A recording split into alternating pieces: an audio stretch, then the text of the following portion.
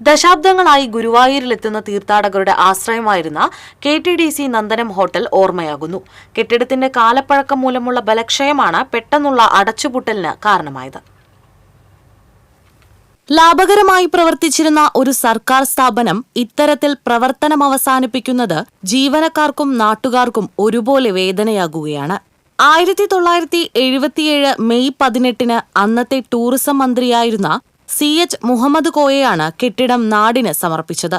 45 മുറികൾ, വിശാലമായ കല്യാണ മണ്ഡപം, റെസ്റ്റോറന്റ് എന്നിവ ഇവിടെ പ്രവർത്തിച്ചിരുന്നു. KTDCയുടെ കീഴിൽ സംസ്ഥാനത്ത് ഏറ്റവും ലാഭകരമായി പ്രവർത്തിച്ചിരുന്ന സ്ഥാപനങ്ങളിൽ ഒന്നായിരുന്നു ഇത്. സാധാരണക്കാർക്ക് താങ്ങാനാവുന്ന നിരക്കിൽ ഗുണമേന്മയുള്ള സേവനം ഉറപ്പാക്കിയിരുന്നതിനാൽ നന്ദനത്തിന് എപ്പോഴും വലിയ തിരക്കനുഭവപ്പെട്ടിരുന്നു.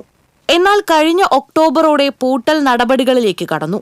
ഇവിടെയുണ്ടായിരുന്ന 11 സ്ഥിര ജീവനക്കാരെ KTDCയുടെ വിവിധ കേന്ദ്രങ്ങളിലേക്ക് മാറ്റി നിയമിച്ചു. താൽക്കാലിക ജീവനക്കാരെയും കരാർ തൊഴിലാളികളെയും പിരിച്ചുവിട്ടു. ഹോട്ടലിലെ ഫർണിച്ചറുകളും മറ്റനുബന്ധ സാമഗ്രികളും ഇതിനോടകം തന്നെ മറ്റു യൂണിറ്റുകളിലേക്ക് മാറ്റിയിട്ടുണ്ട്. കെട്ടിടം അപകടാവസ്ഥയിലാണെന്ന സാങ്കേതിക റിപ്പോർട്ടിനെ തുടർന്നാണ് ഈ കർശന നടപടിയെന്ന് KTDC ഉദ്യോഗസ്ഥർ വ്യക്തമാക്കി. നിലവിലുള്ള ബലക്ഷയമുള്ള കെട്ടിടം പൂർണ്ണമായും പൊളിച്ചു നീക്കും. ആധുനിക സൗകര്യങ്ങളോടുകൂടിയ പുതിയൊരു കെട്ടിടം അതേ സ്ഥാനത്ത് നിർമ്മിക്കുന്നതിനുള്ള പ്രാരംഭ നടപടികൾ ആരംഭിച്ചു കഴിഞ്ഞു.